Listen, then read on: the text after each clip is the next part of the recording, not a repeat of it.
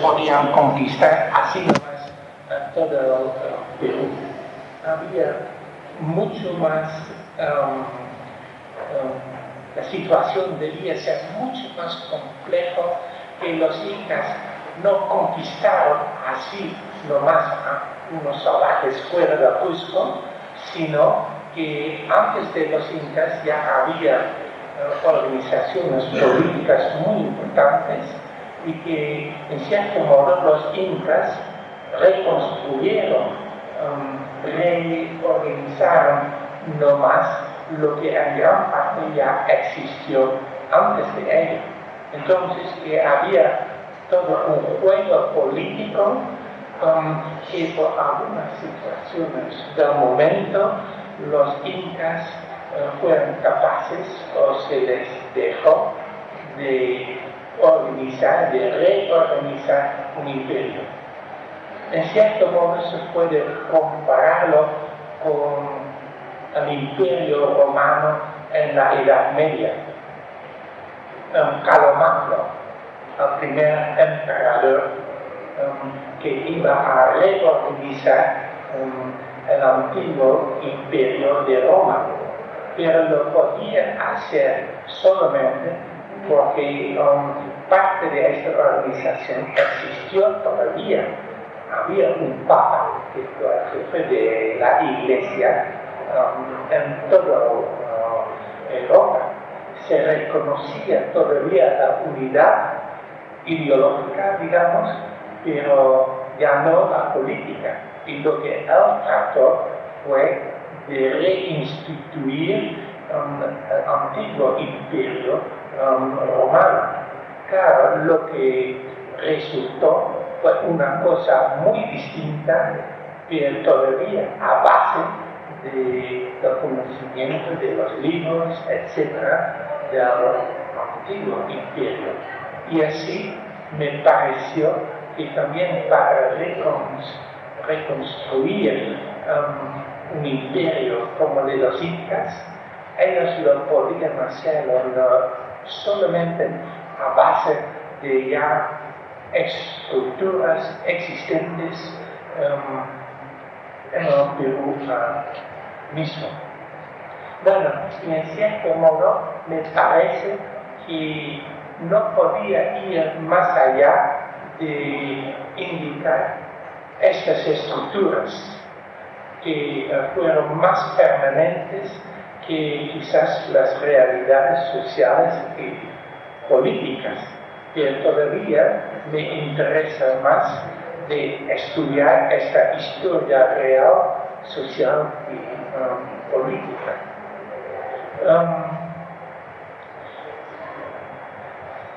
Estudié entonces,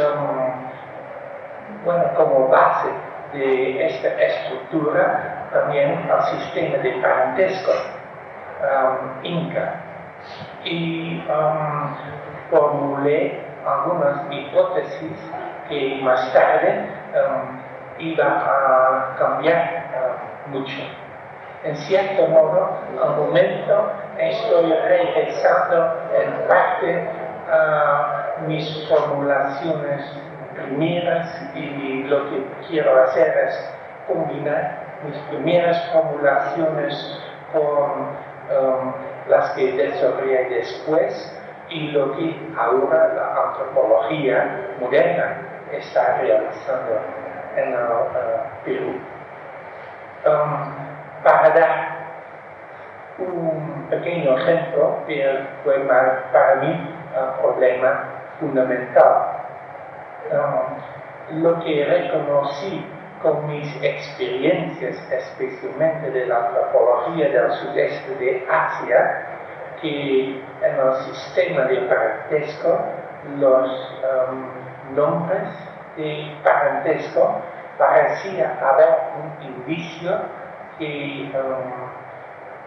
de la costumbre que un hombre se casaba siempre con una prima cruzada. Entonces, una prima suya por lado materno. Y que así un hombre de un año A siempre se casaba con una mujer del A y B y del A y B con un A y C.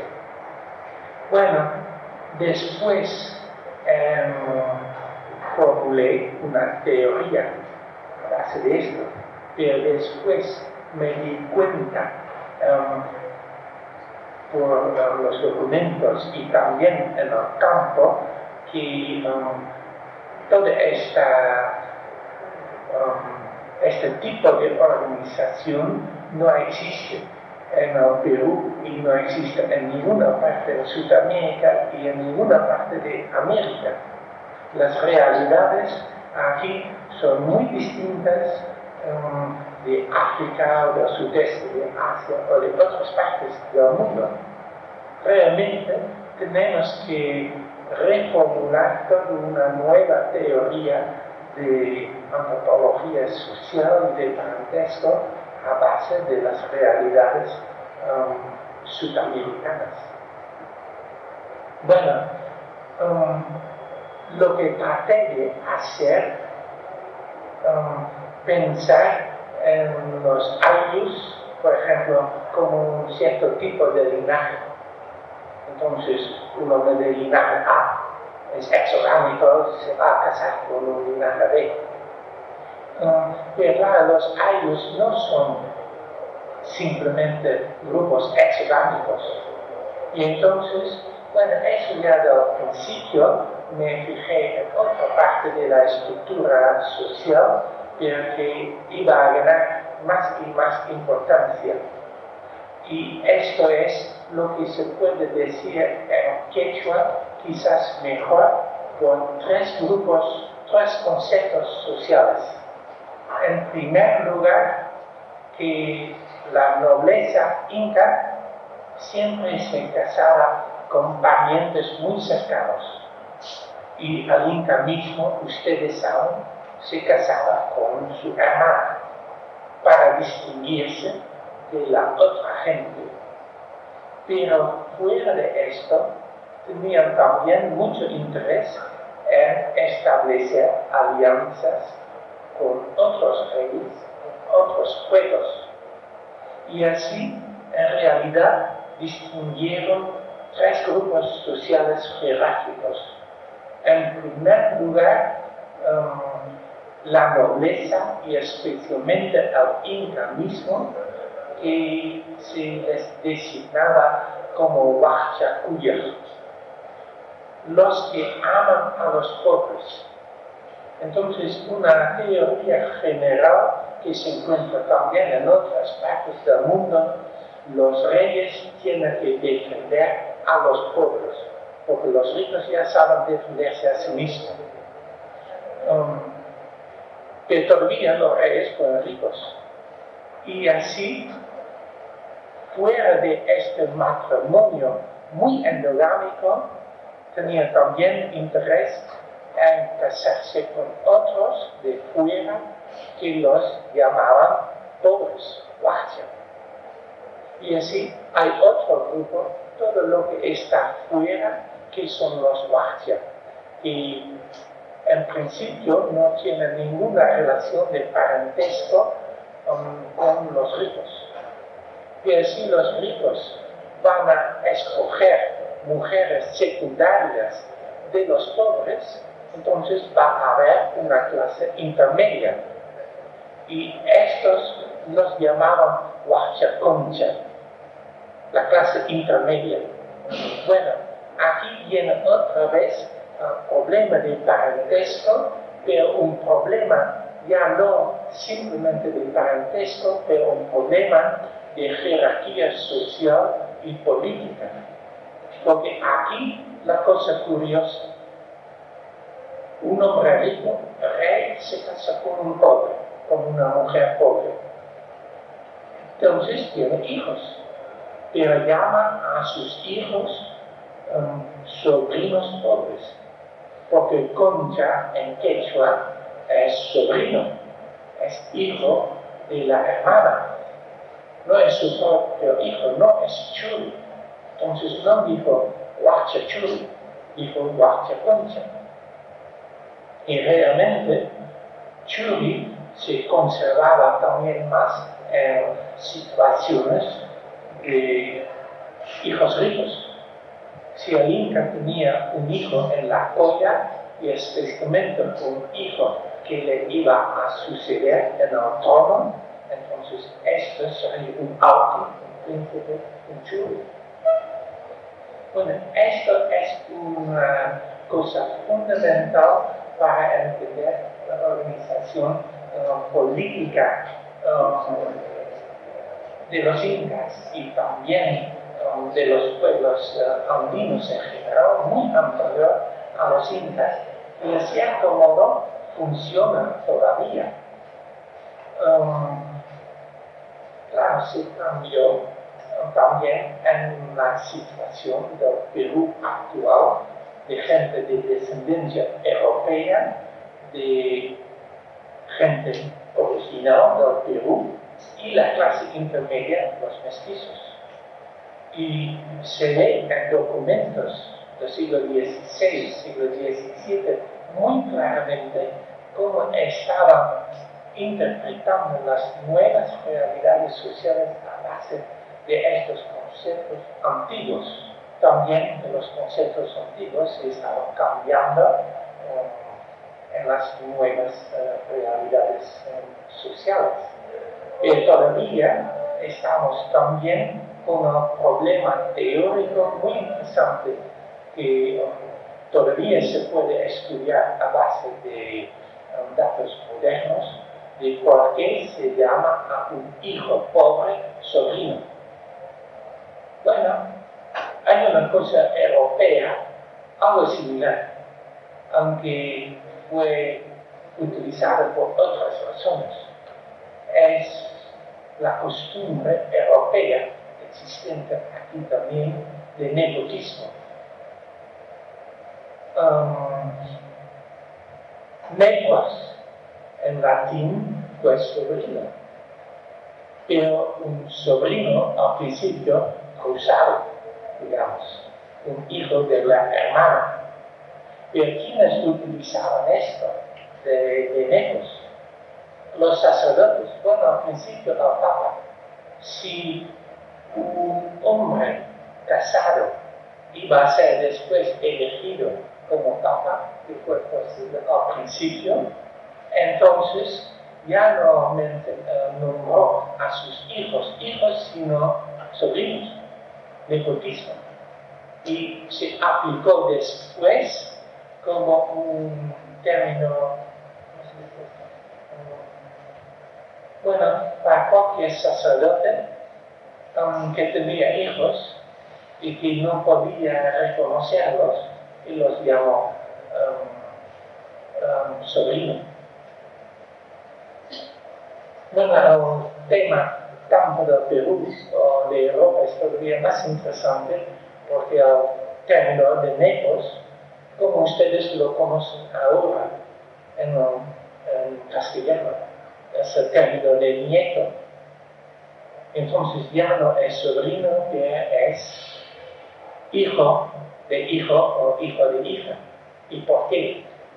Bueno, el mismo problema ocurre en el Perú también, y entonces es teóricamente muy interesante, es un problema de estructura social, pero también es justamente un problema por lo cual se puede estudiar cambios sociales.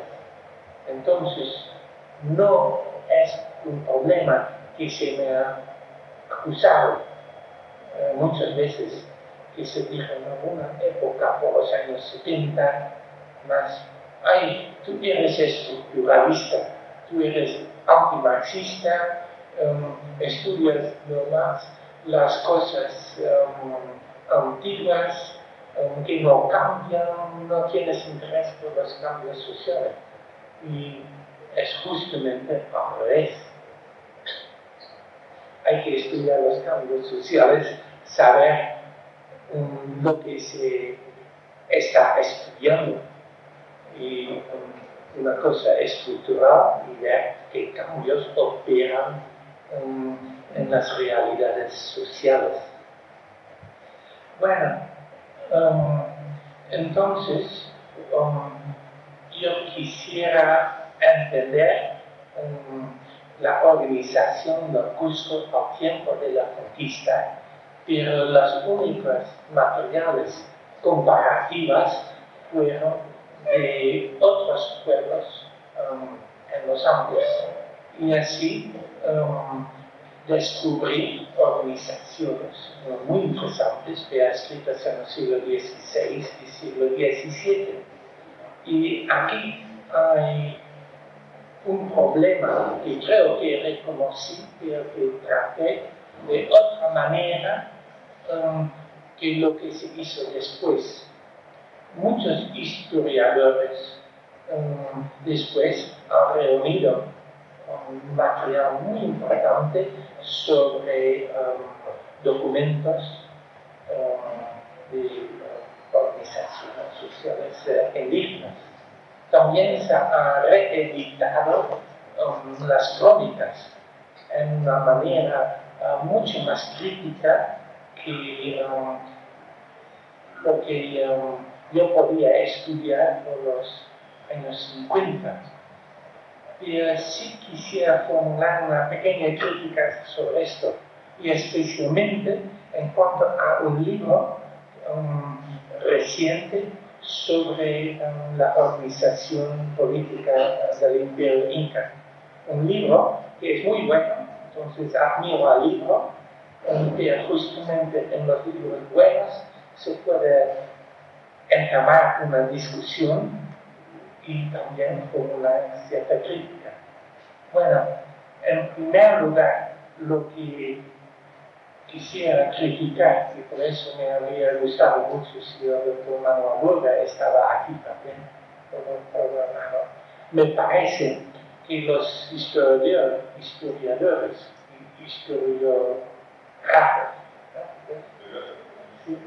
historiógrafos hacen muy buen trabajo, pero siempre hablan de la fuente misma, de la escritura, del español que lo escribió, de su ambiente social, de su origen y todo eso, pero se olvidan casi siempre de estudiar también lo que los documentos o los historiadores antiguos, los cronistas, dicen sobre las realidades andinas.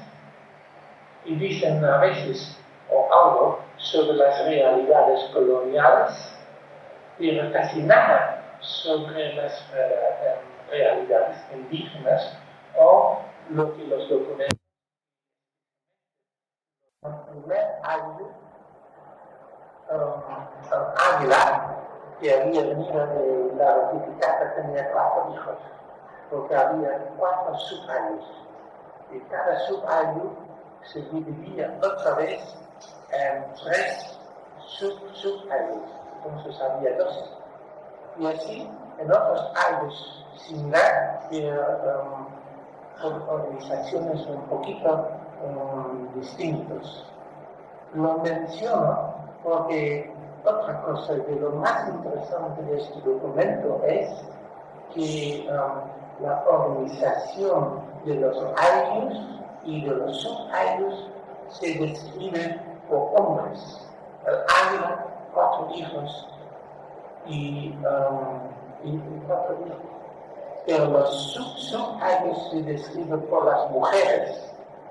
Entonces, había en este primer año, por ejemplo, 12 mujeres como sacerdotas, como lo describe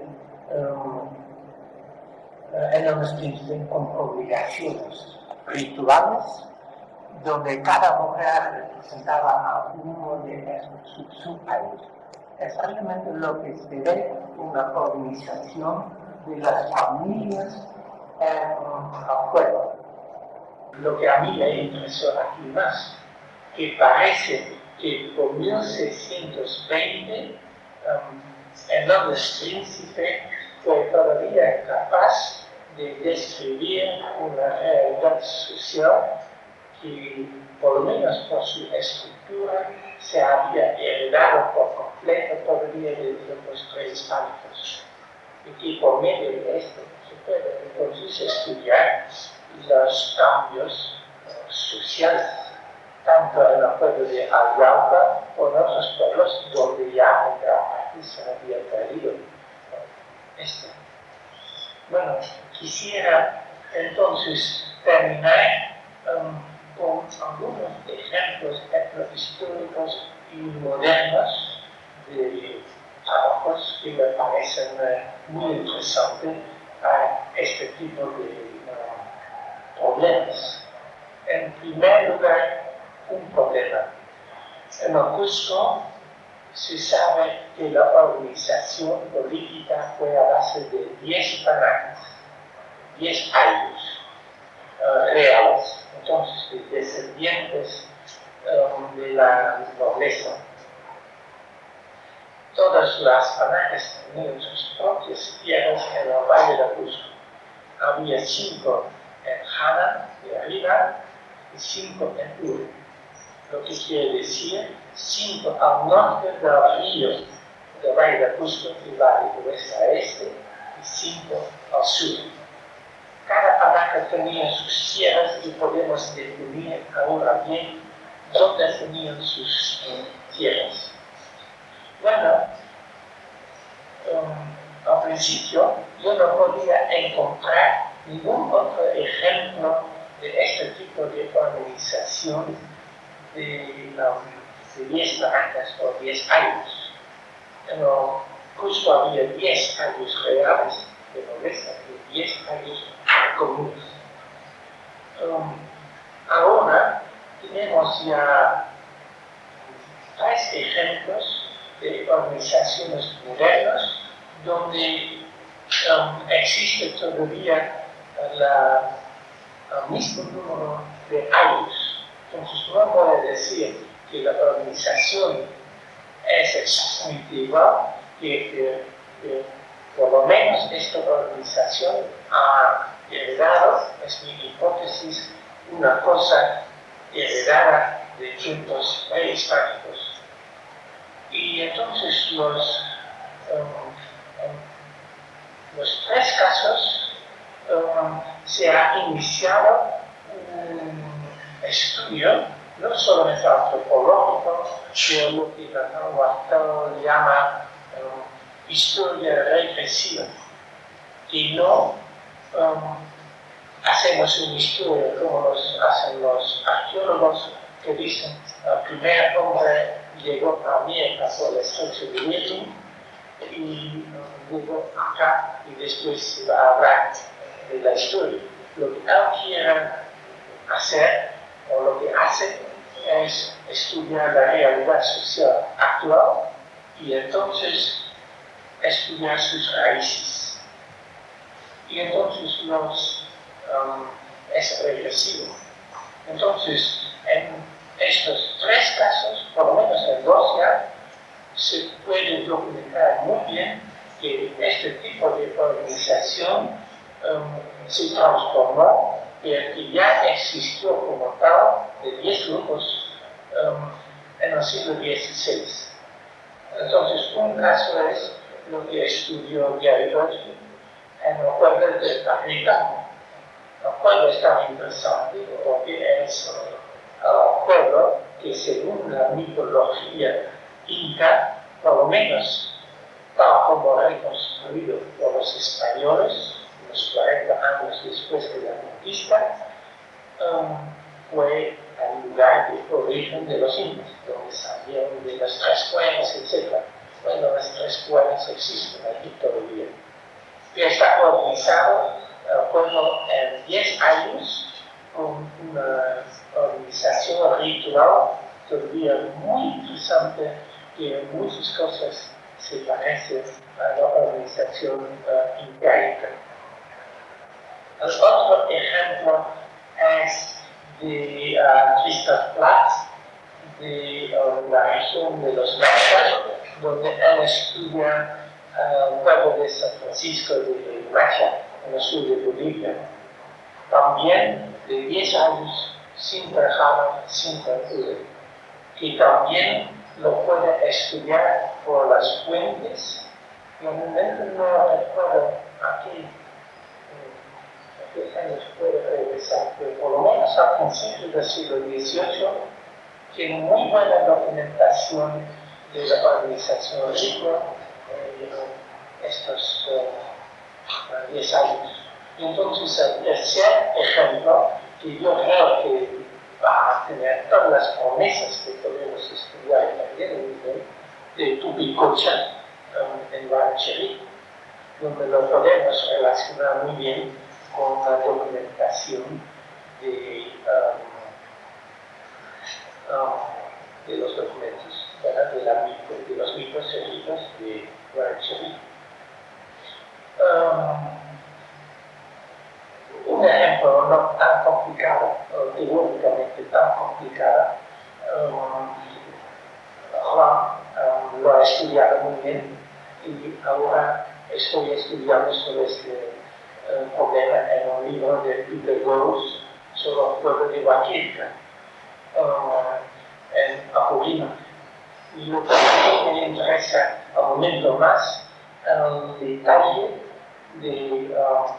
del sistema de parentesco, especialmente cómo se denomina y cómo se distingue por una parte los sobrinos y sobrinas y por otra parte los afines.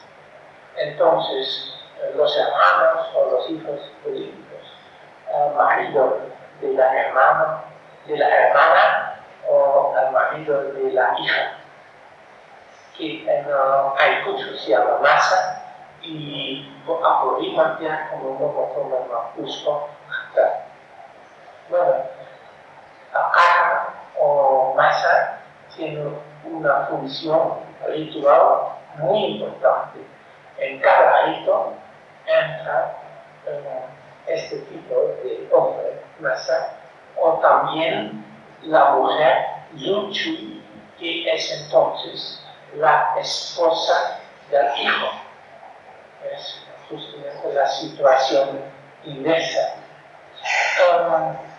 Lo que quisiera podríamos discutir aquí, una cosa fundamental de Osho y Gross y que fue quizás el problema teórico más grande para mí en el curso y que me parece un problema fundamental de toda la antropología sudamericana en general, de los pueblos de Brasil, etc.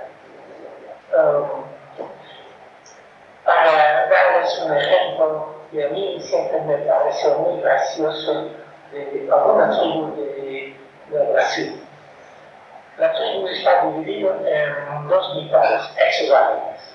Decimos A y B, entonces todos los hombres de A se casan con mujeres de B. Y todos los hombres de B se casan con mujeres de A. Simplemente hexagonal, parece. Y aquí viene el juego. Porque no se entra en una mitad por nacimiento, sino que el padre de un bebé escoge a qué grupo va a pertenecer su hijo. La cosa es un poquito más complicada, pero lo voy a decir más claramente. Una mitad se llama los fuertes y la otra se llama los débiles. Los fuertes son muy fuertes, pero no tienen mucha inteligencia, son brutos. Y los débiles son muy inteligentes y claro, ellas ganan la batalla. Y ahora esto lo usa el padre en esta tribu en cuanto a la guerra. Porque entonces la teoría es que cuando se va a atacar otro grupo, otra tribu, entonces primero tiene que pelear los débiles. porque ellos son más inteligentes y entonces tienen más, ¿cómo decir? Sí, más estrategia y pelean muy bien al principio, pero se cansan muy rápido. Y cuando ya están ganando, es la teoría, entonces van a ser reemplazados por los fuertes que pueden mantener el ataque. Y así lo que hace un padre con su hijo, ve si el hijo nace muy fuerte, entonces ¿qué hace? No lo pone en la mitad de los fuertes, sino en los débiles. Porque dice, bueno, ya está fuerte, entonces no importa. Pero si el hijo nace muy débil, lo pone en la mitad de los fuertes. Porque entonces cree que esto le va a ayudar a ser un hijo sano y fuerte. Y entonces lo más gracioso de todo eso es que el padre escoge, entonces no tiene nada que ver con descendencia. Pero cuando una vez el hijo está en una o otra mitad, entonces tiene que escoger su esposa de la otra. Entonces va a ser exodámico. Pero otra vez, los hijos de esto son libres a juicio del padre. Entonces, simplemente una organización de cierto modo de fantasía. Bueno, esto es el problema fundamental en la organización inca y también en cosas modernas. De las panamas, dice siempre que cada panaca tenía su ancestro. Y si quieren la prueba, cada panaca tiene su momia. Bueno, con las momias se hace lo que se quiere, porque son momias, y lo que realmente valía de las momias, como fueron vestidos. Y son los vestidos que hacen el hombre, y si se viste a una momia en vestidos ricos, entonces es una momia importante. Pero si no, es una momia pobre. Y esto es claramente lo que hacían los incas con sus momias. Así también en la iniciación de los muchachos de nobleza se escogía la panaca a que iba a pertenecer su hijo, no por herencia. Y hay ejemplos muy buenos de eso, pero quizás el ejemplo más bonito es la panaca de los sacerdotes. Así se llama, de los sacerdotes. Pero ¿quiénes iban a pertenecer a la panaca de los sacerdotes? En primer lugar, todos los niños que fueron nacidos en alguna forma extraña, gemelos, donde la madre concibió o donde el bebé nació, tipo de una tormenta, de Troya. O si nacía con otras cosas anormales. Entonces, este niño iba a ser denominado hijo de Troya.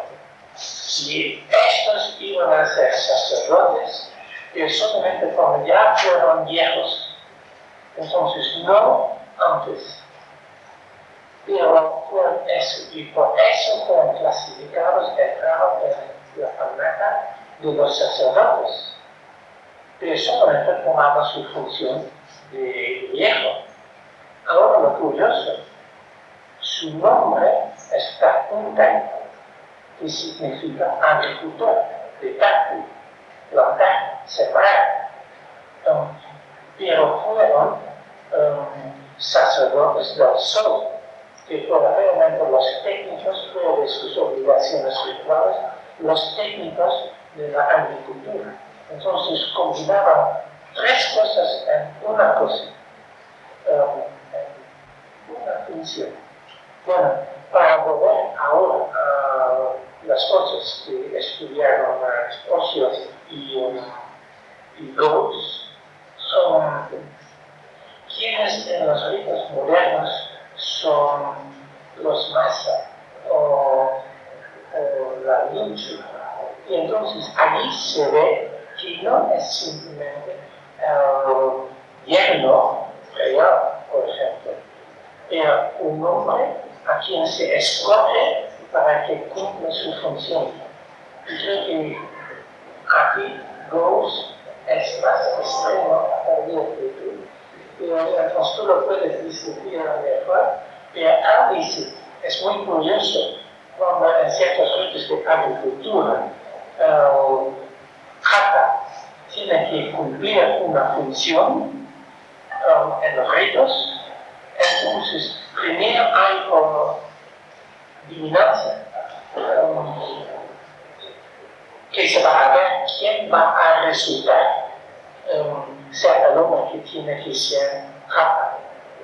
Y entonces él tiene que cumplir esta función a tiempo de los ritos, aunque no tiene ninguna relación de parentesco. Sin embargo, se denomina y tiene que cumplir todo el rol de yerno. Bueno, después dice también que hay ciertas situaciones muy específicas donde el yerno real tiene que cumplir yo creo que estamos entrando aquí en un problema fundamental todavía de la organización andina, donde no se puede creer nomás lo que sea los españoles o los incas decían, estaban describiendo estructuras sociales y culturales, y hay que saber cómo esto funcionaba en la realidad. Y el problema que yo tengo, de cierto modo, estamos por una cortina de hielo, como cintas, donde ya no podemos ir más lejos, no se puede estudiar ciertas cosas. Bueno, entonces,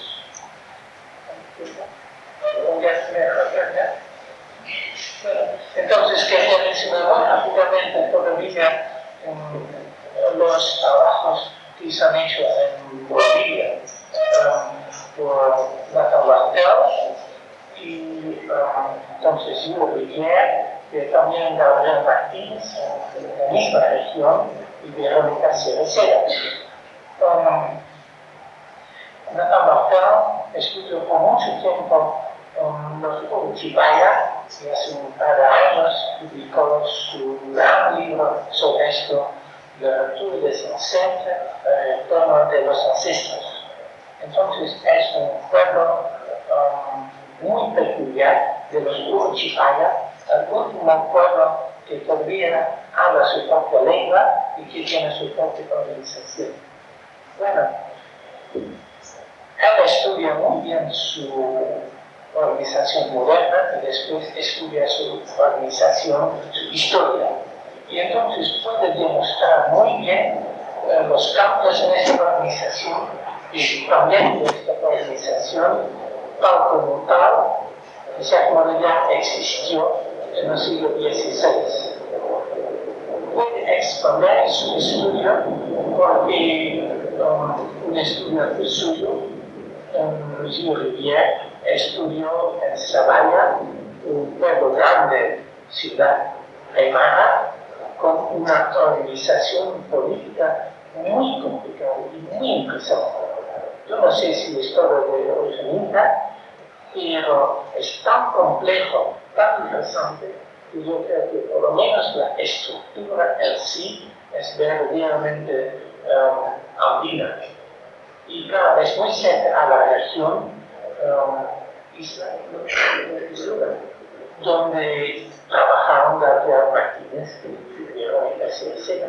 Entonces creo, y de algunos otros pueblos sabemos también, que tenemos allí una región privilegiada para estudio. Lo que a mí me interesa tantísimo, tanto por el trabajo de Bartel como de Gilles Rivière, que se ve otra vez una organización muy similar a Augusto y de Alhambra, escrito por Hernández Príncipe. Y lo que más me interesa es que no es una organización muy, ¿cómo decirlo? Es una organización de un ciclo de cambios, digamos. Hay 4 años con su rango, pero también hay 4 títulos de 4 caciques. Y lo curioso es que los 4 títulos jerarquizados circulan solo los 4 años. Entonces, primero, el título más alto, digamos, del curato principal, pertenece al año principal, al primer año. Pero en el segundo año, el título de curato principal pasa al segundo año. Y así, al tercer año, cuarto año, recién el quinto año, regresa al primer año. Esta es solamente una complicación, pero hay otros en cuanto a su organización y en cuanto a los ritos que hacen esta estructura muy compleja, este juego matemático de lo más interesante.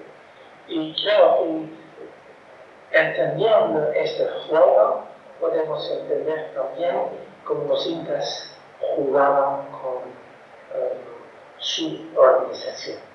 Bueno, lo que todavía me pregunto, ¿por qué por Dios esto se conservó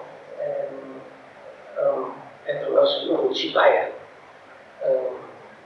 Y Bartel también entra toda una hipótesis de la relación entre Chipaya y Aymara, pero parece en este caso que los Uruchipaya tomaron en general el tipo de organización Aymara, lo que es también una pregunta, una cuestión muy importante, porque allí en Bolivia, porque estas cosas aymaras que son tan alejadas de Cusco, bueno, en este estado, pues, muchas gracias.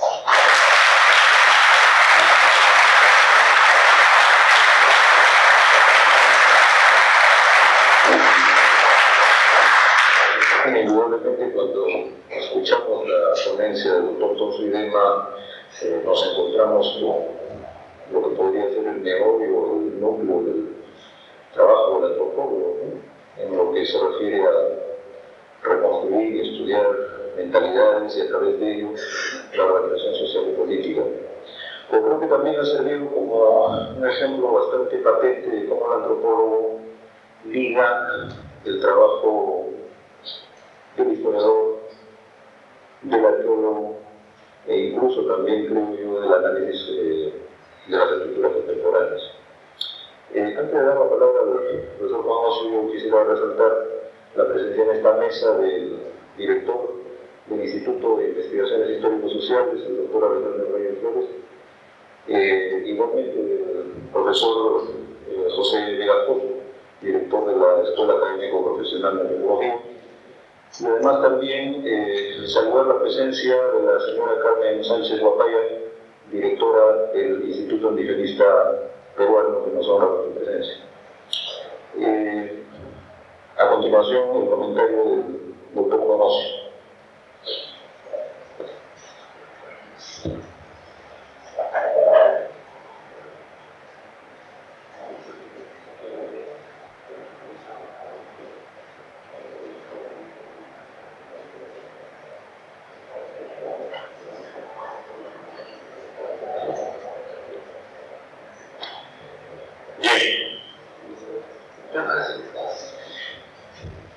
En primer lugar, mi agradecimiento por haberme invitado a estar con ustedes en estos festejos por los 49 años de antropología. En realidad, yo soy parte de todo este ambiente y me alegro mucho que nos estemos aproximando ya a los 50 años, el próximo año. Además, también agradezco que me hayan invitado al comentarista del doctor Tom Fidelma, por quien yo siento una especial admiración. Es una persona que desde un inicio, en mis inicios como antropólogo, influyó mucho en mi trabajo.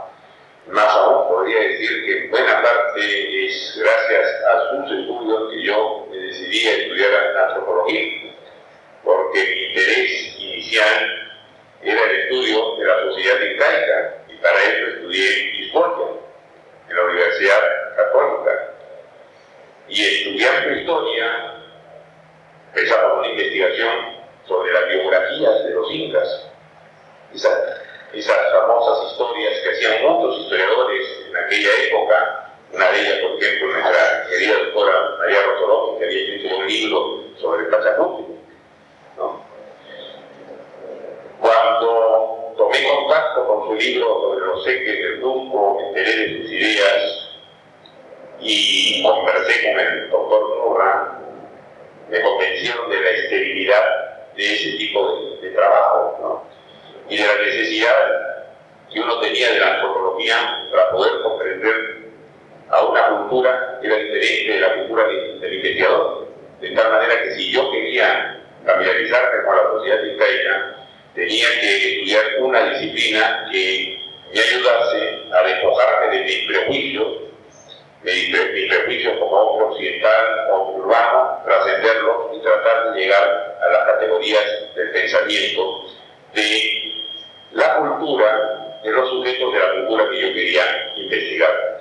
Y es allí donde me encontré con el libro de Tom Fidelma, El sistema de los Seques de Cusco, y no bien comencé a leerlo, me enteré que llegaba acá al Perú, que iba a trabajar en la Universidad de Ayacucho, y me apresuré a conocerlo. Y entonces, a partir de ese momento dije, bueno, mi vocación es la antropología. Voy a combinar historia con antropología, y vine a San Marcos a seguir mis estudios de antropología. Y mi orientación siempre fue por tratar de encontrar las raíces de la cultura andina, procurar desarrollar la metodología que me permitiese ingresar al mundo cultural de esta sociedad. No me interesaban las orientaciones que habían en esos momentos en la escuela de antropología, desgraciadamente estaban orientadas al aspecto del cambio, y el cambio no me interesaban los aspectos del desarrollo, más me interesaba llegar a reconstruir los paradigmas que formaban el sustento de las culturas prehispánicas y el sustento de las comunidades andinas contemporáneas. De allí es que cuando comencé a hacer mi trabajo de campo, por ejemplo, yo quería estudiar grupos tribales, me fui primero a los Obadunas para desarrollar ese tipo de antropología que habían desarrollado en Gran Bretaña los africanistas, meterme con el grupo primitivo, el grupo tradicional. Y cuando pasé a estudiar el mundo andino, busqué una de las comunidades que estaban más vinculadas al pasado, la comunidad de Queros, que todavía seguía utilizando Uncu. De tal manera que este fue un poco mi derrotero. Y debo realmente agradecer a estas circunstancias el haber alcanzado con el tiempo una comprensión sobre el Perú, que no solamente me ha permitido ahondar mi conocimiento sobre el pasado prehispánico, sino inclusive permitirme hasta formular una teoría sobre la sociedad peruana, con la que desarrollé en el libro de las paradojas del Perú oficial. Una perspectiva de esta naturaleza no es contraria a una perspectiva que pretende analizar ya el contexto, la sociedad más amplia. Desde ahí me condujo Tom Fidelma, eso no lo puedo negar, y eso lo he declarado en las introducciones de mis trabajos. Ahora, de la exposición que he hecho, quiero recoger algunos temas que son centrales y que han sido de gran ayuda en mi investigación sobre las comunidades andinas contemporáneas. Lo primero es que estoy totalmente de acuerdo que la historia de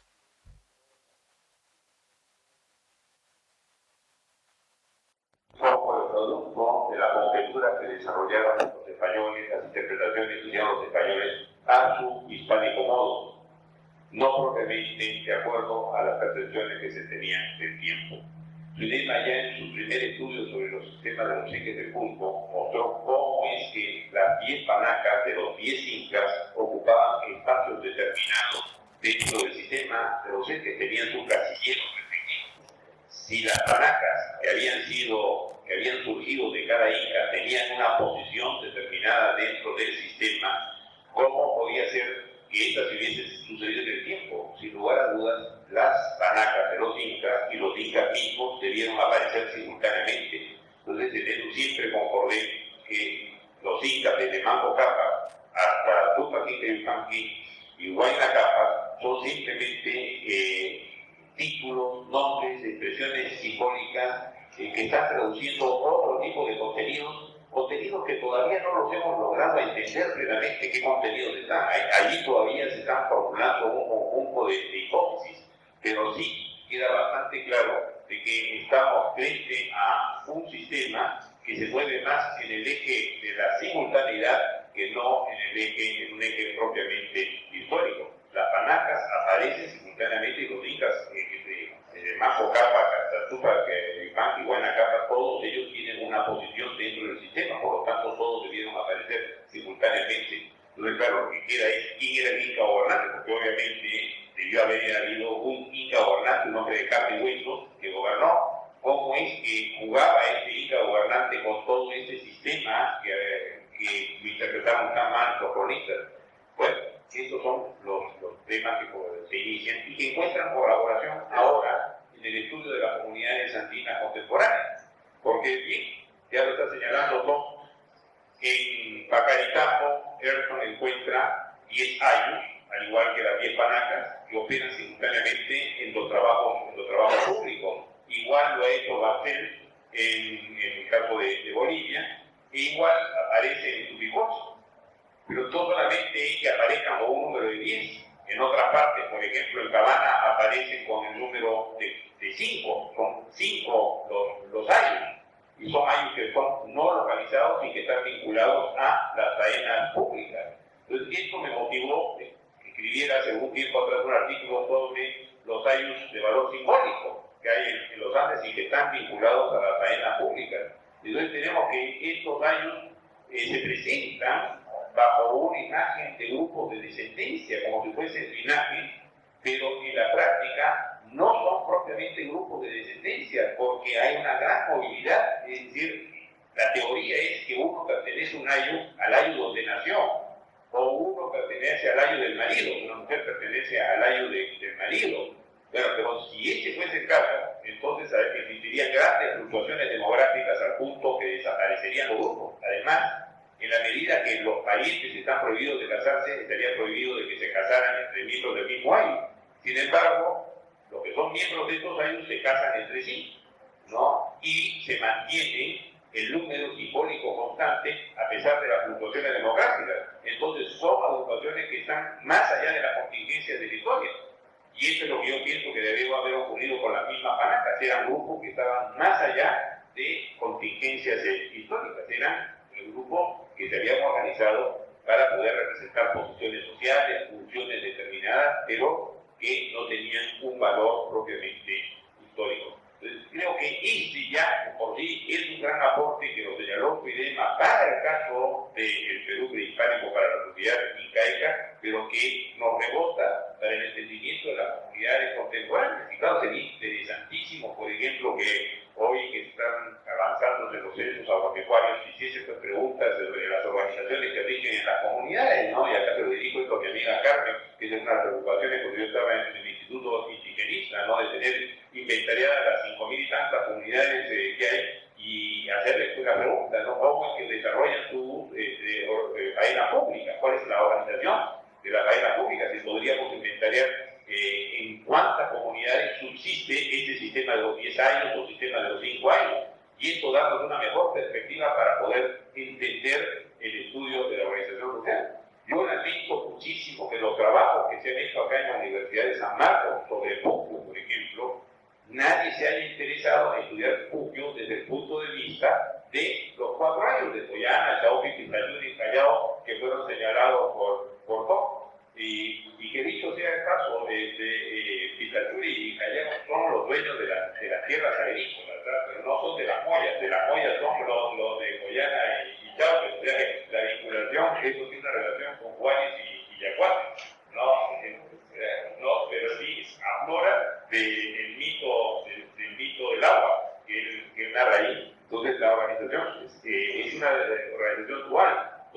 Joyana y Chauqui están asociados con los Mississippi, pero representan las mollas y la ganadería, o sea, vienen a ser el equivalente de los yacuates, mientras que Quetzalturi y Callao están asociadas con la tierra agrícola propiamente, entonces pareciera que están vinculados con la imagen de los guanes, ¿no? Entonces la oposición rige dentro de esos esquemas. Y claro, es una lástima que estos esquemas no hayan sido utilizados para una investigación sistemática de Puquio, porque cuando yo he visitado Puquio y he estado en Joyana, Chauqui, me he dado cuenta que Joyana tiene su propia iglesia, su propio santo, tiene hasta su propio cementerio, que es distinto al que tiene Chauqui y que es distinto al que tiene Quetzalturi y el que tiene Callao, ¿no? Cada uno de estos barrios tiene sus distintos santos, entonces habría que preguntarse por qué cada barrio tiene sus distintos santos y de qué manera cada uno de esos santos tiene una función determinada a lo largo del calendario. Y si se viera desde esa perspectiva, enriqueceríamos enormemente el conocimiento sobre la estructura social de esa comunidad. El énfasis se puso siempre en el aspecto económico, pero desgraciadamente esos aspectos que tienen que ver con lo social fueron bastante descuidados. El otro punto que quiero señalar y que sí considero muy valioso es que si bien Ledesma se retractó de la posibilidad que existiesen matrimonios asimétricos prescriptivos de la sociedad andina, como lo formuló en el sistema de los ejes, y luego pasó a formular la teoría de que el sistema de las alianzas era más proscriptivo que no prescriptivo, es decir, que el sistema señalaba que uno no podía casarse, él planteó un modelo de Pérez Bocanegra. Señaló, para poder explicar el parentesco, utilizó el modelo de Juan Pérez Bocanegra que está en su confesionario, ¿no? Este famoso modelo que ya lo han visto ustedes en la carátula de su libro sobre reyes y guerreros, donde hay un antepasado común masculino y desciende una línea de varones y una línea de mujeres hasta por 4 generaciones, y que solamente son a partir de esa cuarta generación que están permitidos de poder casarse. O sea, no se pueden casar los hermanos, no pueden casarse los primos hermanos, no pueden casarse los primos segundos, sino que el matrimonio es posible a partir de los primos terceros. Pero también él se plantea un punto que es muy importante, que es prospectivo, pero hay un ideal que yo lo he visto también ahora reflejado en la comunidad campesina, del intercambio directo, de yo dar mi hermana a cambio de la hermana de la otra persona, y los matrimonios se organizan sobre la base de intercambio. Y hoy los campesinos lo llaman a eso puricusunchi, ¿no? Y nos encontramos infinidad de casos donde se está produciendo esta situación, y esto por una tendencia a reiterar los matrimonios entre dos familias. Bueno, combinando esos aspectos proscriptivos con esta tendencia, Ledesma señalaba que la posibilidad de que se hubiese practicado implícitamente un cierto intercambio prescriptivo, pero con las primas cruzadas secundarias, no con las primas cruzadas primarias, porque eso está explícitamente prohibido. La unión con primas cruzadas secundarias es posible en la medida que existan 4 grupos que estén intercambiando mujeres. Ahora, lo que es interesante es que si uno se remite a las unidades mínimas espaciales que tienen cierta permanencia en el tiempo en las comunidades, como pueden ser los caseríos, verdaderamente no nos vamos a encontrar con una unidad de permanencia que no tenga menos de 4 familias que estén establecidos allí. Solamente 4 familias pueden permitir que el grupo tenga estabilidad en esa localidad, intercambiando mujeres, practicando una manera de endogamia. Endogamia que se combina con esta tendencia exogámica que antes había sido favorecida por la poligamia de los incas, ¿no? Antes los incas reconciliaban la endogamia con la poligamia porque, claro, se casaban endogámicamente con la colla, que era la hermana, y los nobles se casaban con la mujer más legítima, pero además tenían la prerrogativa de casarse con mujeres que eran de afuera, de distintas partes, para consolidar alianzas con los grupos vencidos. Entonces, endogamia era mujer legítima, poligamia era con las mujeres de afuera. Así se forjaba el equilibrio entre endogamia y exogamia. Ahora ese equilibrio se forja en las mismas familias, permitiendo que una parte de los hijos se case endogámicamente dentro del grupo, de estos grupos familiares que están localizados en determinados sitios, que no puede ser menos de 4 familias, y otros hijos se casan exogámicamente para poder tener acceso a recursos económicos que se desarrollan en distintos pisos ecológicos. Entonces, el ideal del equilibrio entre endogamia y exogamia, que está reproducido y que eso lo señaló alguna vez en su explicación sobre los términos de Joyana, Payán, Callao, ¿no? De cómo surgían esos términos, eso se mantiene actualmente y encuentro una serie de narraciones, de tradiciones que hacen alusión a la necesidad de mantener este equilibrio entre endogamia y exogamia, porque en última instancia la endogamia provee de los medios para que los grupos alcancen la identidad, se consoliden en relación a un determinado espacio,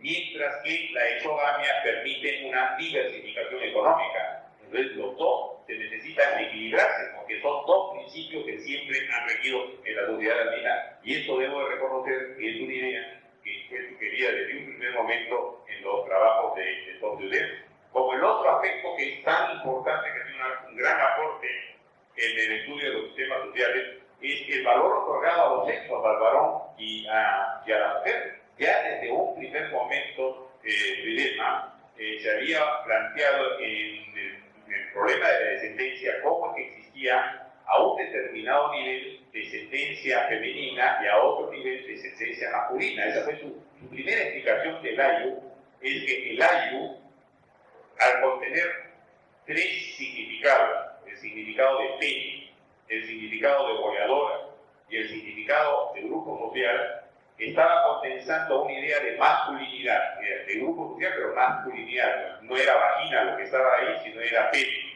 Entonces, pene significa de que era un grupo que se resistía a un principio que era masculino, pero las tres bolitas de la goleadora podían aludir a sublinajes, y esos sublinajes él los definía por una consideración de corte femenino, es decir, a nivel de los sublinajes entonces eran matrilinajes los que estaban operando. Entonces, lo masculino se ubicaba a un nivel más arriba, lo femenino a un nivel más abajo. Después, cuando dejó de lado su interpretación de los intercambios simétricos, este modelo que había planteado ya no lo sostuvo. Entonces, pero mantendría la idea de la importancia de las dos líneas.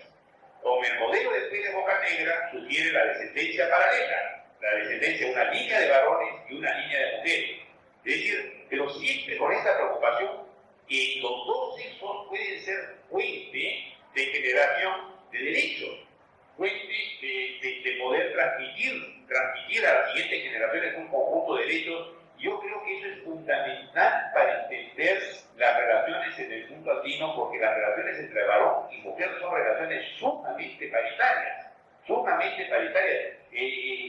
Difícilmente vemos otras sociedades con estas condiciones tan paritarias, ¿no? De tal manera que él sentó ya las premisas para esta explicación sobre la igualdad que se da entre los sexos, igualdad que se ve reflejada muy claramente en casi todos los ritos matrimoniales, porque cuando ingresan los cónyuges ingresan en igualdad de condiciones, y se trata de ver quién de los dos recluta más parientes al momento del matrimonio, porque en última instancia lo que hace poderoso a un individuo no es el sexo, sino el número de parientes que están adheridos a esa persona. Entonces, un varón que ingresa al matrimonio será más poderoso que la mujer en la medida que muestre el mayor número de parientes en el acto del matrimonio, y una mujer podrá ser más poderosa que el hombre en la medida que presente el mayor número de parientes. Eso se puede ver en los famosos, esas etapas del matrimonio donde se hace la palca, por ejemplo, en la zona del centro, o se puede ver muy claramente en las tradiciones en Ayacucho del Gelpu y del Puñuchi, por ejemplo, que se hace, donde se hace dormir el dinero. Entonces se ve que si en el plato del varón tiene más dinero que el de la mujer, bueno, es porque ha concurrido mayor número de parientes, ¿no? Y entonces está mejor apoyado el varón. Pero no es el sexo en sí lo que está definiendo todo el poderío, sino la capacidad de reclutamiento de parientes para cada una de estas circunstancias. Y eso creo que es un aspecto que es muy importante. Y el otro aspecto sobre el cual estaba insistiendo, que me parece sumamente significativo y vale la pena realmente hacer una larga discusión, es sobre el tema de la afinidad, ¿no? El famoso tema de los yernos, de las nueras y de los suegros. Yo he encontrado realmente que los yernos pueden tener un rol simbólico en contextos privados ceremoniales privados, como por ejemplo en Andamarca es el yerno el que tiene que cargar a los suegros cuando fallece o cuando hay una siembra, y el suegro se emborracha, el suegro y la suegra se emborrachan, quienes lo llevan cargado a su casa tienen que ser los yernos, y después que llegan a la casa, el yerno hace una serie de juegos con los suegros, ¿no? Y estos son yernos que son reales, efectivamente son los yernos reales, los maridos, las hijas de estos fulanos son los que actúan de esta manera. Pero también esto ha sido erigido ya a un nivel más público. Entonces nos encontramos que en algunas comunidades hay el cargo de yerno. Hay el cargo de yerno para determinadas actuaciones. Ahora, ¿por qué es que este cargo del yerno, por qué dentro de la vasta gama de la terminología de parentesco se seleccionan a los yernos como expresiones simbólicas? Y yo creo que eso tiene que ver con el valor que se le da a las relaciones de afinidad. La afinidad es una relación que está marcada por la idea de la reciprocidad, muy parecida a las relaciones que se guardan con el compadrazgo. Mientras que en el caso del parentesco por consanguinidad, las obligaciones no son tan fuertes. Entonces, por ejemplo, cuando yo he hecho mis inventarios sobre la presencia de parientes en determinadas rituales, yo he podido percibir, por ejemplo, que pueden estar ausentes los consanguíneos, pero de ninguna manera pueden faltar a los rituales los yernos, los suegros, etcétera, etcétera. Todos los parientes afines siempre tienen que estar ahí presentes, colaborando con el aire. Pareciera ser que inclusive el término de aire, que es un término de reciprocidad, está muy vinculado con la idea de la relación que tiene que tener con los afines, que creo que sería un tema para explorar con más detalle.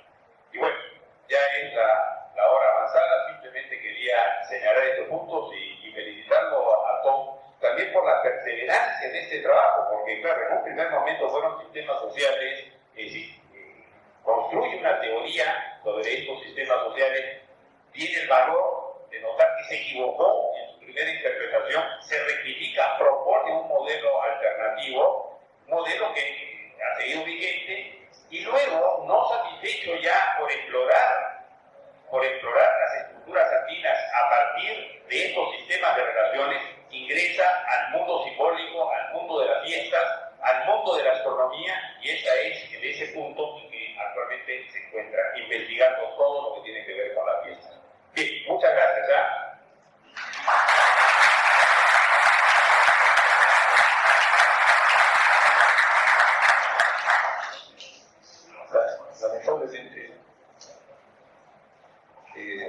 Lamentablemente tenemos un enemigo que es el tiempo, más aún cuando está programada la segunda conferencia, por lo cual vamos a tener que pasar por no tener preguntas en este momento. Sin embargo, casi para terminar, el doctor Consuelo quiere hacer un breve comentario o réplica seguramente a lo que acaba de decir José. Voy a ser muy breve por lo que dijo Ron, me parece muy interesante de mencionar estos puntos. En primer lugar, lo que yo me referí en los trabajos de tareas que yo no sabía, y creo que él no lo decide, que entonces los Vishnu, tienen las tierras de Moya. Y esto me acuerda de una visita también que hicimos al pueblo de Logros, por Tacatambo, y me interesó el pueblo por varias razones, porque fue bien descrito también con Enorme Speed y otros españoles, pero también que allí se encuentra la situación bien conocida por allí, la diferencia entre los yaguases y los que yo digo los yacas, que son los ganaderos y los agricultores. Entonces, que se cree bajo el documento que los ganaderos viven en la curva y los agricultores abajo en el valle. Encontramos los dos pueblos donde ellos vivían en tiempo prehispánico, en ojos.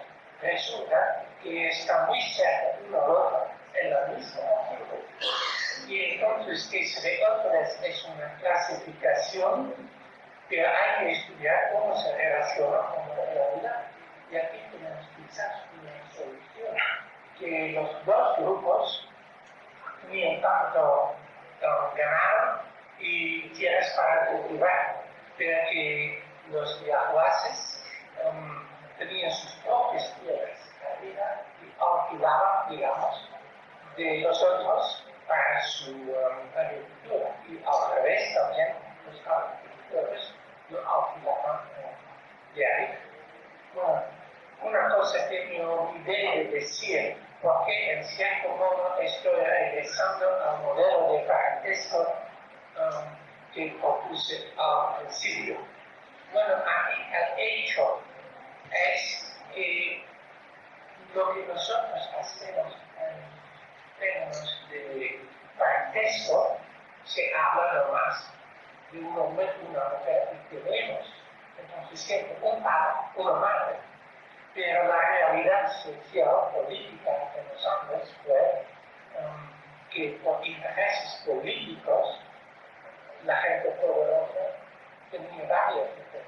Entonces hay que, lo que ya mencioné al principio, entonces hay que empezar a un estudio a base de esto y no a lo que los españoles al principio ya prohibieron enseguida, la poligamia.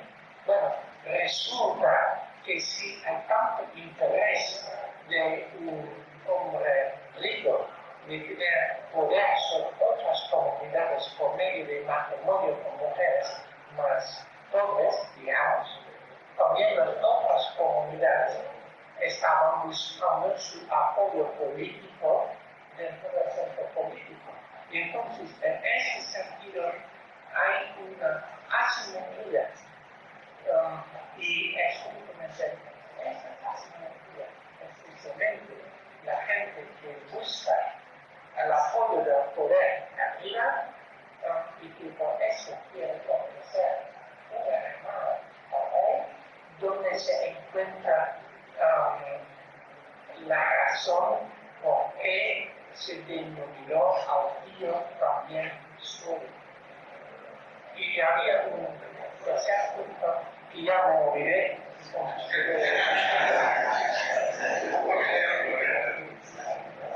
Sobre esto último que ha señalado, simplemente un pequeño añadido. Es cierto, desapareció la poligamia, pero fue sustituido por otra institución que creo que sería bien importante de enfocarla desde una perspectiva aliancista, así como se podría hablar de poligamia.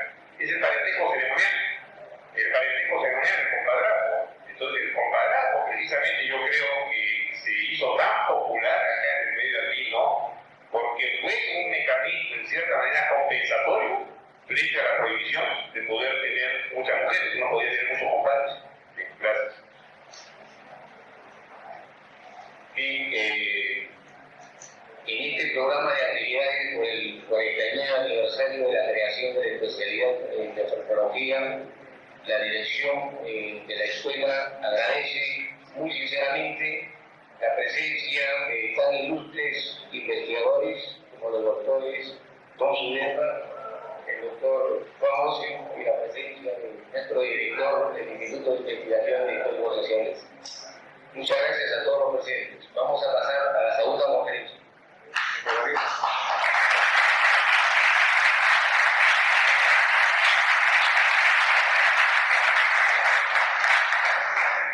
Recibamos para la segunda conferencia, por cierto, agradeciendo la presencia de la primera, al doctor Adán Martín, para desarrollar el tema cultura y migración china en el Perú. Se les rogaría a los señores asistentes, por favor, mantenerse en sus asientos para poder desarrollar precisamente